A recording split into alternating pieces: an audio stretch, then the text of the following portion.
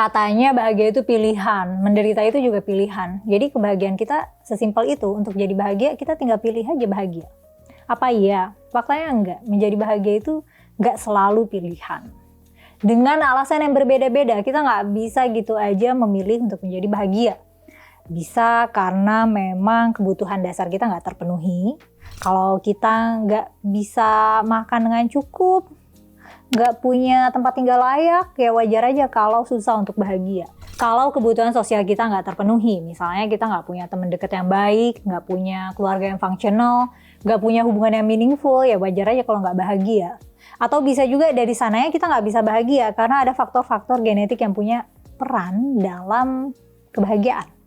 Atau bisa juga tadinya kita merasa bahagia, terus kita kesandung krisis nih dan jadi nggak bahagia.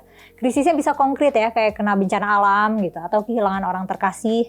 Bisa juga krisisnya tuh abstrak, kayak existential crisis, midlife crisis, dan segala krisis abstrak lainnya.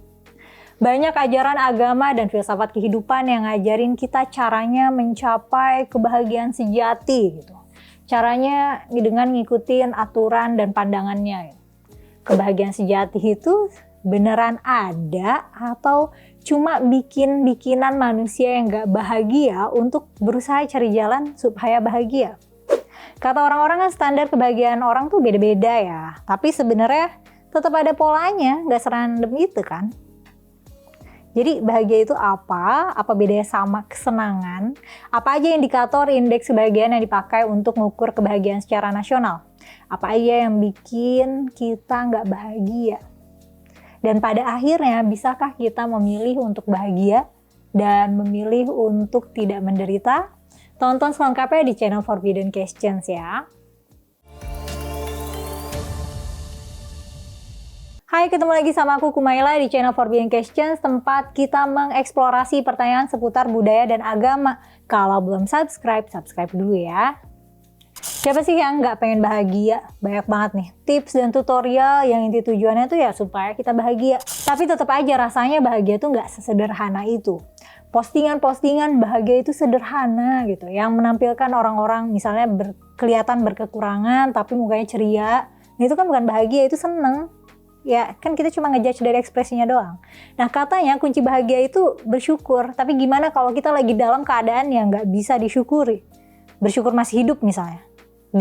Tapi dengan segala kesialan yang terjadi, bisa aja dia merasa mendingan gak usah hidup lagi. Jadi hidup udah bukan lagi hal yang disyukuri gitu misalnya.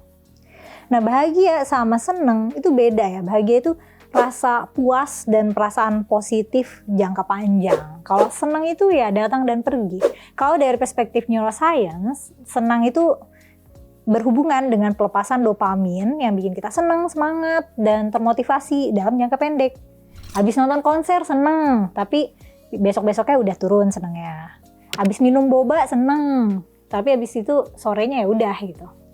Makan seblak seneng, dengerin musik favorit seneng, makan coklat seneng. Nah ini hal-hal yang menyenangkan. Kalau bahagia itu bukan respon stimulus yang ngasih gratifikasi instan kayak gitu. Bahagia itu perasaan puas secara umum, perasaan konten. Misalnya ngerasa bahagia karena punya teman-teman yang baik, punya keluarga yang sehat, punya gaya hidup sehat dan disiplin, punya tujuan hidup yang jelas. Nah jadi kebahagiaan adalah perasaan positif yang lebih lama dan luas gitu ya daripada kesenangan sesaat. Kalau untuk menilai kebahagiaan dalam skala nasional, mengacu pada World Happiness Report, indeks kebahagiaan itu meliputi satu pendapatan nasional bruto atau GDP per kapita untuk mengukur kemakmuran ekonomi ya. Jadi kemakmuran tuh udah indeks termasuk dalam indeks kebahagiaan. Yang ekonomi sulit, mau bahagia juga sulit. Nah, kemudian yang kedua, support system. Apakah masyarakat bisa berperan menjadi functional support system? Dan ketiga, healthy life expectancy untuk menilai berapa lama orang-orangnya diharapkan hidup dalam kondisi kesehatan yang baik. Kemudian ada indikator kebebasan untuk membuat pilihan hidup. Nah, orang tuh gak bahagia kalau kebebasan untuk membuat pilihan hidupnya dibatasi atau dikekang. Kemudian ada juga indikator generosity atau kemurahan hati. Orang yang bahagia itu cenderung lebih pemurah. Nah, orang pelit itu gak bahagia. Nah, ada juga indikator persepsi korupsi ini. Semakin tinggi level persepsi korupsi, semakin masyarakat gak bahagia karena gak punya rasa percaya pada otoritas. Nah, indikator-indikator ini digunakan untuk menilai dan meranking tingkat kebahagiaan negara-negara seluruh dunia. Nggak makmur alias miskin dan nggak punya social support itu jelas bikin kita sulit bahagia. Karena kebutuhan dasar kita nggak terpenuhi kan. Nggak punya keluarga dan temen, terus juga nggak punya duit. Itu bikin kita nggak bahagia, bikin kita stres dan cemas. Tapi of course ada keuntungan dari sisi evolusi ya. Kenapa kita nggak bahagia dengan keadaan ini. Manusia terdesain nggak bahagia ketika kebutuhan dasarnya nggak terpenuhi itu ya supaya dia berusaha untuk memenuhi kebutuhannya. Kalau kita misalnya tetap tenang-tenang aja nih ketika kita miskin dan sendirian ya nanti kita susah bertahan hidup gitu, nggak bisa thriving. Terus misalnya kita punya kok uang, kita punya teman dan keluarga, tapi kok tetap nggak bahagia. Nah, uangnya dipakai buat apa? Apakah kita spending untuk hal-hal yang bermakna buat kita, yang bisa berkontribusi untuk kebahagiaan jangka panjang, atau kita habiskan untuk hal-hal yang sifatnya kesenangan sesaat? Oke, misalnya punya keluarga nih, tapi keluarga kamu bisa jadi support system nggak? Kalau ada apa-apa, ada hal darurat, kamu bisa ngandelin keluarga kamu nggak? Atau jangan-jangan kamu punya double life dan banyak hal yang kamu sembunyikan dari keluarga kamu? Oke, punya banyak teman, tapi apakah hubungannya bermakna? Apakah kalian sharing hal-hal yang matters? Apakah kalian spending good time together? Apakah kalian root for each other? Atau jangan-jangan di sini cuma bergosip aja dan berkompetisi gitu? Apakah diam-diam kalian iri dan berharap teman kamu sial misalnya? Apa kamu gosipin teman kamu di belakang kamu? Apa kamu deketin teman kamu dengan tujuan yang gak tulus? Apakah kamu masih merasa kesepian meskipun punya banyak teman? Nah, karena dalam kehidupan bersosial yang paling penting adalah rasa connectedness dan meaningfulness. Kalau hubungan sosial itu nggak ada maknanya, sama aja kebutuhan sosial kita nggak terpenuhi dan itu bisa bikin kita tetap aja nggak bahagia. Atau bisa aja gini, hidup kita makmur dan sejahtera, keluarga kita hangat, teman-teman kita baik-baik, tapi tetap nggak bahagia rasanya. Dan alasan nggak bahagianya ada dari dalam diri kita sendiri. Karena misalnya kita mulai mikirin nih, untuk apa sih kita hidup di dunia ini? Kita nggak tahu nih mau bawa hidup ke arah mana ya. Terus mikirin kenapa hidup kok gini-gini aja. Mulai gamang juga karena aware nanti kan aku bakal mati juga ya. Terus apa gitu? Habis mati terus apa gitu? Atau kita mulai mempertanyakan tentang sebenarnya kita tuh siapa sih dan maunya apa? Nah, jadi mulai bingung nih sama identitas diri sendiri. Ya, ini namanya krisis eksistensial. Dan semakin kita bisa aware sama isi pikiran dan perasaan kita, semakin tinggi juga kerentanan kita untuk menderita karena isi pikiran kita sendiri. Krisis eksistensial itu bisa terjadi sama kita karena otak kita emang suka cari makna di balik segala hal dan mempertanyakan banyak hal, tapi kadang kita nggak nemu jawabannya. Dan karena pertanyaan-pertanyaan yang menyangkut eksistensi kita tuh sebenarnya nggak ada jawaban inherennya, kayak misalnya apa tujuan hidup kita mati terus apa gitu, ya nggak ada apa-apa gitu. Tujuan hidup kita juga nggak ada gitu. Kita sebenarnya siapa ya? Bukan siapa-siapa, kita nggak dilahirkan untuk memenuhi peran yang spesifik gitu. Ketiadaan jawaban itu bisa bikin kita bingung atau sedih atau cemas berkepanjangan. Nah, kita semua tahu nih suatu hari nanti kita akan meninggal dan itu bikin kita mikir lebih dalam lagi nih tentang hidup. Ditambah lagi kalau kita merasa sendirian dan nggak nyambung sama orang-orang sekitar kita, itu bisa bikin kita makin bingung lagi tentang keberadaan kita. Nah, biasanya krisis ini ada tahapannya ya. Waktu remaja kita lagi cari jati diri, terus quarter life pas kita umur 20-an dan lagi berusaha mandiri, terus midlife ketika kita memasuki usia parubaya dan ngerasa hidup gini-gini aja, dan later life ketika kita udah memasuki usia tua. Orang lansia itu rentan krisis dan depresi juga loh. Bisa jadi karena ngerasa jadi beban dan udah ngerasa dekat dengan kematian.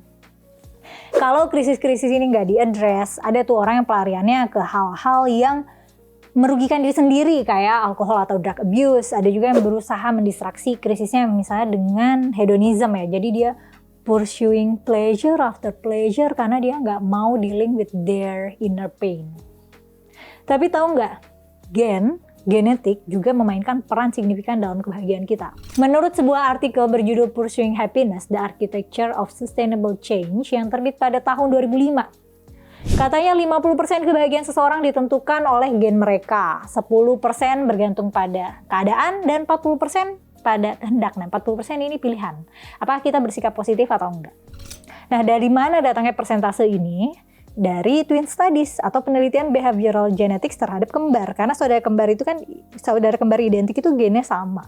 Penelitian menemukan bahwa antara 40% hingga 50% variasi dalam kebahagiaan mereka dijelaskan oleh genetika. Itu sebabnya persentase tersebut muncul dalam pie kebahagiaan tadi ya. Nah, sebagian orang perlu berusaha keras nih untuk bisa bahagia. Dan sebagiannya lagi mungkin bisa bahagia sesimpel dengan membaca buku-buku motivasi misalnya.